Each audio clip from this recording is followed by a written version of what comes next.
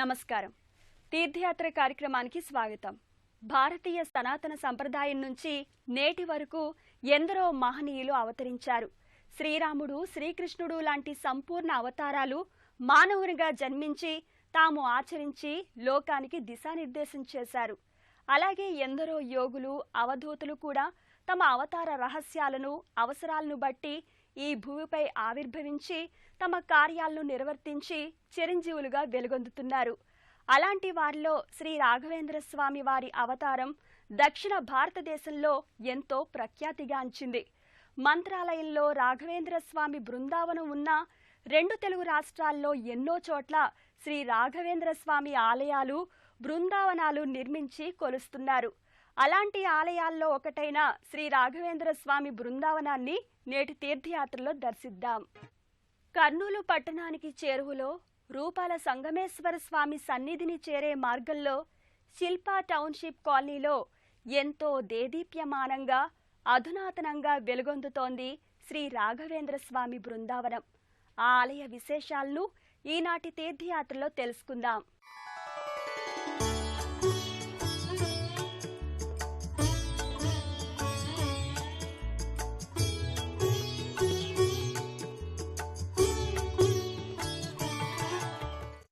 పూజ్యాయ రాఘవేంద్రాయ సత్యధర్మ రతాయ చ భజతాం కల్పవృక్షాయ నమతాం కామధేనవే.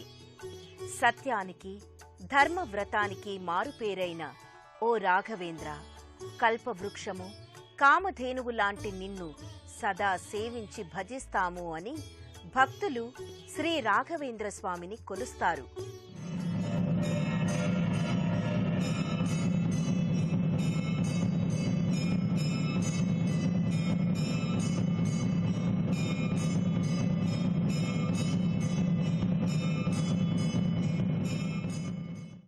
కలియుగంలో మానవ అవతారాన్ని దాల్చి సంపూర్ణ భగవదంశగా వెలుగొందిన అవధూత అంశ శ్రీ రాఘవేంద్రుల వారిది.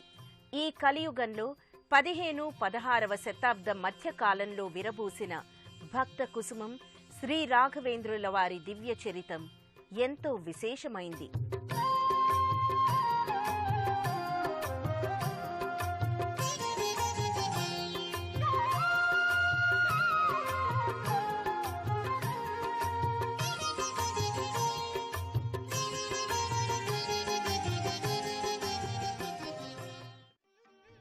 శంకు కర్ణాఖ్య దేవస్తు బ్రహ్మశాపాశ్చ భూతలే ప్రహ్లాద ఇతి విఖ్యాతు భూభార క్షపణే రతః న ఏవ రాఘవేంద్రాఖ్య యతి రూపేణ సర్వదా కలియుగే రామసేవాన్ కుర్వన్ మంత్రాలయే భవేత్ అని నృసింహ పురాణం చెబుతుంది.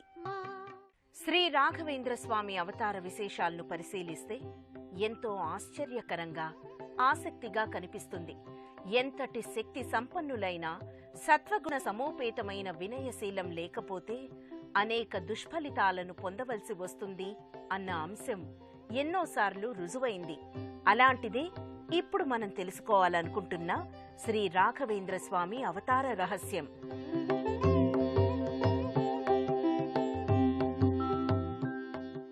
కృతయుగానికి ముందు కాలంలోని పురాణ గాథల్లోనికి వెళితే శంకుకర్ణుడు అన్న మహాభక్తుడు సదా శ్రీమన్నారాయణుని అర్చిస్తూ దేవలోకంలో ఉండేవాడట. శ్రీమన్నారాయణునికి చేసే పూజల్లో బ్రహ్మదేవునికి సహాయం అందిస్తూ ఉండేవాడు.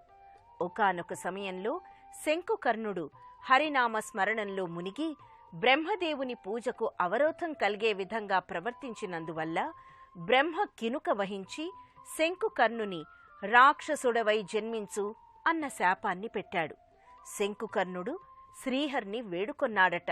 అంతట శ్రీహరి శంకుకర్ణునికి కలిగిన శాపమును లోక కళ్యాణం కొరకు వినియోగించి జగత్తునందు హరిభక్తిని, సాత్విక వ్యక్తిత్వ శక్తిని చాటి చెప్పి పురాణ ప్రసిద్ధుడవు కమ్మని శంకుకర్ణుని ఆశీర్వదించాడట. హరిభక్తుడైన శంకుకర్ణుడు జన్మలను ఎత్తుటకు కొంత బాధపడ్డా తన జన్మల వలన ఆ శ్రీహరి భక్తిని, సాత్విక తత్వాన్ని లోకాలకు చాటి చెప్పే భాగ్యం కలిగించినందుకు ఆ శ్రీమన్నారాయణునికి నమస్కరించి భగవదాజ్ఞను శిరసావహించిన కథనం నృసింహ పురాణంలో గోచరిస్తుంది. అలా శంకుకర్ణుడు దాల్చిన 3 అవతారములే వరుసగా శ్రీ భక్త ప్రహ్లాద, శ్రీ వ్యాసరాయ మరియు శ్రీ రాఘవేంద్ర స్వామి. ఈ 3 అవతారాల్లో ప్రదర్శించిన గుణములు దైవత్వము, సాత్విక తత్వము, భక్తి తత్వములు. శిల్పా టౌన్షిప్లోని శ్రీ రాఘవేంద్ర బృందావన మందిర నిర్మాణం ఎన్నో అద్భుతాలతో కూడి ఉంది. ఆలయ నిర్మాణ శైలి కూడా అధునాతనంగా అనాదీయ విషయాల సమాహారంగా గోచరిస్తుంది. విశాల ప్రాంగణంలో నిర్మించిన శ్రీ రాఘవేంద్ర బృందావన ఆలయంలోని శ్రీమన్నారాయణ సమేత దశావతార మూర్తులు ఎంతో సుందరంగా కనిపిస్తారు. భక్తుల అనుకూలార్థం శ్రీ రాఘవేంద్ర స్వామి బృందావనాలు, ఆలయాలు ఎన్నో వెలిశాయి. ఆ కోవలోకి చెందినదే నేడు మన తీర్థయాత్రలో దర్శించే శ్రీ రాఘవేంద్ర స్వామి బృందావన ఆలయం.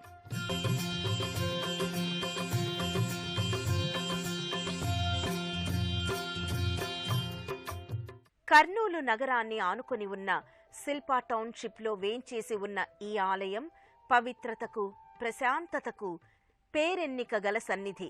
రూపాల సంగమేశ్వర స్వామి ఆలయానికి వెళ్లే మార్గంలో కల శిల్పా టౌన్షిప్లో విశాల ప్రాంగణంలో నెలకొన్న శ్రీ రాఘవేంద్ర స్వామి బృందావనం ఆలయంలో మందిర ప్రాకారాలపై శిల్పీకరించిన శ్రీమూర్తులు బృందావనానికి చేరుకున్న భక్తులను ఎంతగానో ఆకర్షిస్తాయి.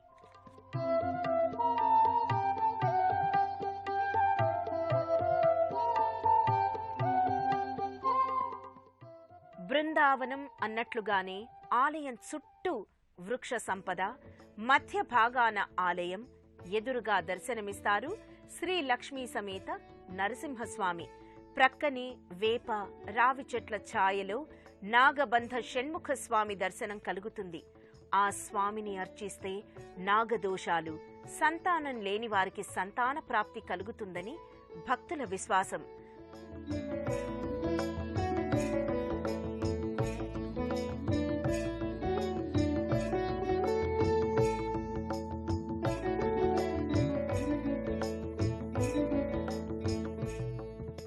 మరో ప్రక్క నవగ్రహ దేవతా మండపం. హిందూ సాంప్రదాయంలో అటు ఆలయాల్లో నిత్య పూజా విధానంలో కూడా మండప ఆరాధనలు దేవతలతో పాటు నవగ్రహ దేవతలను మంత్రోక్తంగా ఆహ్వానించి అర్చించటం అన్నది ఆచారం.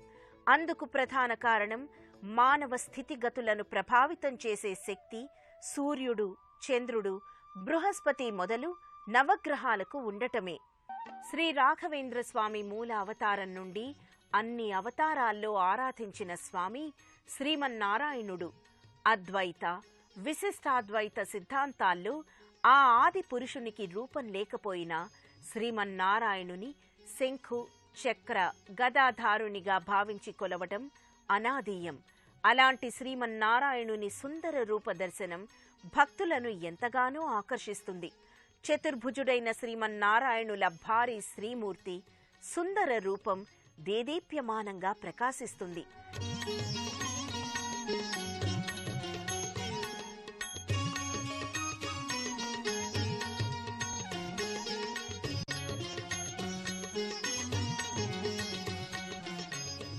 శ్రీవారికి క్రింది భాగాన పంచముఖ ఆంజనేయ స్వామి భక్తుల సంరక్షకునిలా వివిధ ఆయుధాలతో దర్శనమిస్తారు.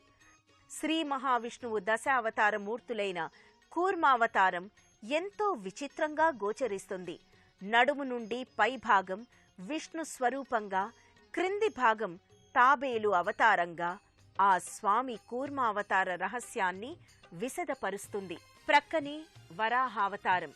శరీరమంతా మానవ రూపమూర్తిగా, ఒక్క ముఖం మాత్రము వరాహంలా భూమండలాన్ని తన దంష్ట్రాలతో పైకి ఎత్తిపట్టుకున్న రీతిలో దర్శనమిస్తారు వరాహ అవతారంలోని శ్రీ మహావిష్ణువు. ప్రకృతి క్రమంలో, సృష్టి ఆవిర్భావ క్రమంలో మరో ప్రధాన అవతారం మత్స్య అవతారం. ఇక్కడ కూడా క్రింది భాగం చేపలాగా, పైభాగం విష్ణుమూర్తిలా గోచరిస్తారు మత్స్య అవతార స్వామి. అలాగే శ్రీరామ, శ్రీకృష్ణ, కల్కి అవతారాంశల మూర్తులు దర్శనమిస్తాయి. కర్నూలు నుండి నంద్యాలకు వెళ్లే జాతీయ రహదారిలో గల శ్రీ రూపాల సంగమేశ్వర స్వామి ఆలయానికి వెళ్లే కొండ ప్రాంతం కింది భాగాన గల శ్రీ రాఘవేంద్ర స్వామి ఆలయ ప్రాంగణంలో గల ఉపాలయాలు, దేవతా వృక్ష సంపద ఎంతో ఆహ్లాదభరితంగా కనిపిస్తుంది. ఆలయం చుట్టూ పచ్చికతో శోభిల్లే ప్రాంగణం ఎంతో ప్రశాంతంగా గోచరిస్తుంది. రంగురంగుల పుష్పమాలికలు, దేవతా వృక్షాలు ఈ శ్రీ రాఘవేంద్ర స్వామి బృందావన ఆలయ శోభను, ప్రశాంతతను ఇనుమడింపచేస్తాయి.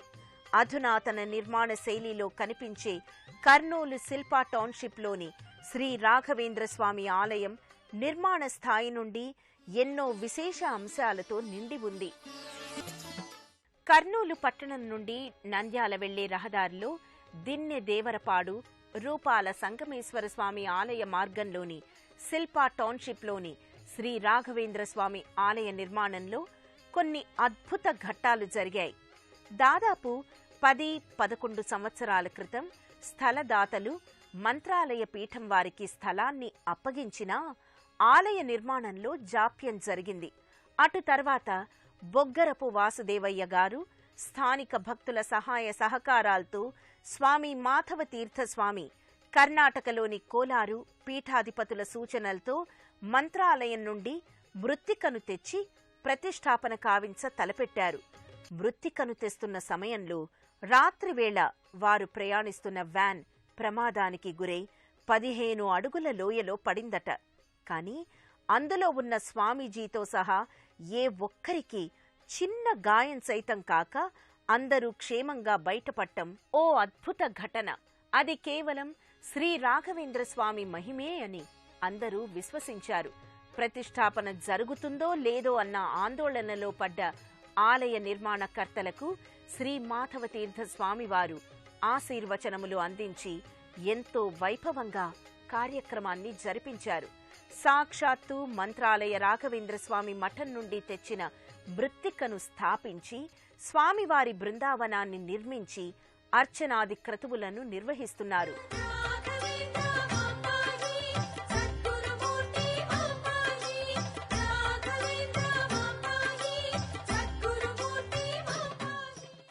కర్నూలు పట్టణ సమీపాన గల శిల్పా టౌన్షిప్లోని శ్రీ రాఘవేంద్ర స్వామి వారికి నిత్యం జరిగే అభిషేకాలు ఎంతో ప్రత్యేకంగా కనిపిస్తాయి. పంచామృతాలు, పండ్ల రసాలు, పాలు ఈ అభిషేకంలో ప్రధానం. అలాంటి దివ్య ద్రవ్యాలతో అభిషేకం చేస్తే అష్టైశ్వర్యాలు సిద్ధిస్తాయని పెద్దలు చెబుతారు. స్వామివారి జీవ సమాధి బృందావన మందిరానికి క్రింది భాగాన ఉత్సవమూర్తులు సహా స్వామివారికి అభిషేకాలు నిర్వహిస్తారు. ప్రక్కనే ఉన్న పరమశివుని లింగరూపమూర్తి ఆది దైవమైన శివునికి కూడా అభిషేకం కావిస్తారు. పాలు, పంచదార, తేనె, లేత కొబ్బరి నీటితో అభిషేకం కావిస్తారు.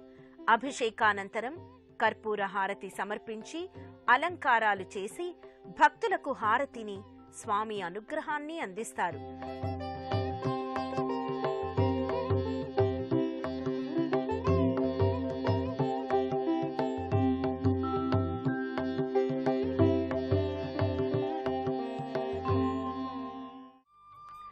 జ్యోతి స్వరూపుడైన పరమాత్మ జ్యోతిని ఇక్కడ విశేషంగా ప్రతిబింబిస్తారు. దివ్యాలంకారాలతో వెలుగొందే ఆ పరమశివుని సుందర రూపం ఎంతో మనోహరంగా గోచరిస్తుంది. శ్రీ రాఘవేంద్ర స్వామి పూర్వాశ్రమ చరిత్ర ఎంతో అద్భుతంగా ఉంటుంది. ఆ స్వామి గత జన్మల నామాలు, శ్రీ రాఘవేంద్ర స్వామిగా ఆవిష్కరించిన చారిత్రక అంశాలు మహిమాన్వితంగా కనిపిస్తాయి. ఆ స్వామి జీవిత చరిత్రను ప్రతిబింబించే చిత్రాలను ఎంతో అందంగా అమర్చారు. ఆ చిత్రాల దర్శనంతో ఆలయ ప్రవేశం చేసిన భక్తులకు స్వామి సంక్షిప్త చరిత్ర విశదమవుతుంది. శ్రీ రాఘవేంద్ర స్వామి చరిత్ర పూర్వాపరాలను పరికిద్దాం. కర్నూలు శిల్పా టౌన్షిప్లో దేదీప్యమానంగా వెలుగొందుతున్న శ్రీ రాఘవేంద్ర స్వామి బృందావన ఆలయంలో స్వామివారు సజీవ సమాధి చెందక ముందు గల అనేక ప్రధాన ఘట్టాలను, చారిత్రక అంశాలను చిత్తరువుల రూపంలో ప్రదర్శించారు. శ్రీ రాఘవేంద్ర స్వామి జీవితంలోని కొన్ని ప్రధాన ఘట్టాలను మనము దర్శిద్దాం.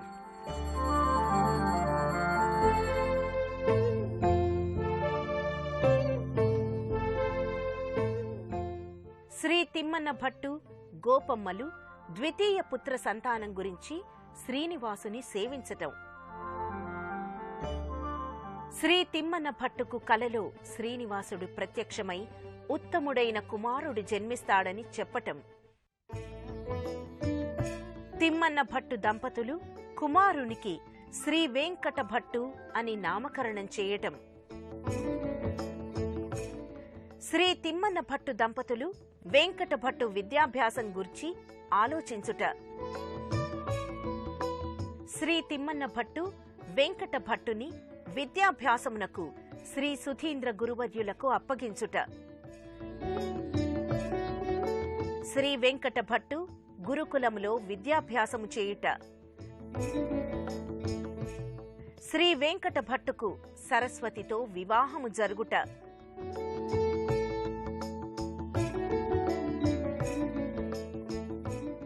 శ్రీ సుధీంద్ర గురువుల వారు వెంకట భట్టుకు పరిమళాచార్యులు అని బిరుదును అనుగ్రహించుట. శ్రీ వెంకట భట్టుకు పంచ భగవద్రూప దర్శనములు అనగా నృసింహ, శ్రీరామ, శ్రీకృష్ణ, వ్యాస, శ్రీ మహావిష్ణువుల దర్శనమగుట. శ్రీ వెంకట భట్టుకు స్వప్నములో విద్యాలక్ష్మీదేవి సన్యాసాశ్రమమును స్వీకరించమని చెప్పుట. శ్రీ వెంకట భట్టు విద్యాలక్ష్మి ఉపదేశంతో శ్రీ సుధీంద్రుల ఆజ్ఞానుసారం వేదాంత సామ్రాజ్యమందు పట్టాభిషిక్తులై శ్రీ రాఘవేంద్ర తీర్థులు అని పేరు పొందుట. శ్రీ రాఘవేంద్ర తీర్థుల వారు సశరీరముతో బృందావన ప్రవేశము కావించుట.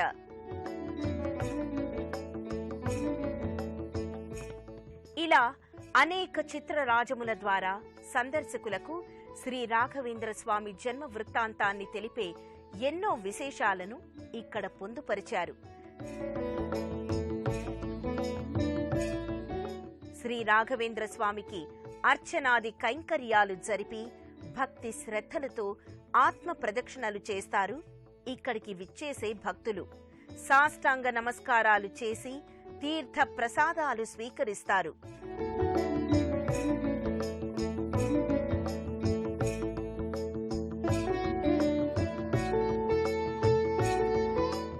దత్తావతార అంశాల్లో అత్యంత ప్రముఖ అంశ అయిన శ్రీ రాఘవేంద్ర స్వామి కరుణా కటాక్షాలు మనపై ఎల్లవేళలా ఉండాలని ఆశిద్దాం.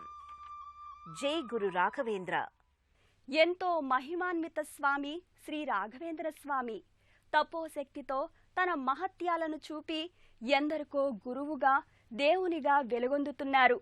సజీవంగా బృందావనాన్ని ఏర్పరచుకుని శతాబ్దాలు గడిచినా తన తేజోశక్తితో భక్తులను కరుణిస్తున్నారు. ఆ రాఘవేంద్ర స్వామి దివ్య మహిమలు, కరుణా కటాక్షాలు మనపై కూడా ప్రసరించాలని ఆశిద్దాం. మరో తీర్థయాత్రలో మళ్ళీ కలుసుకుందాం. అంతవరకు సెలవు. నమస్కారం.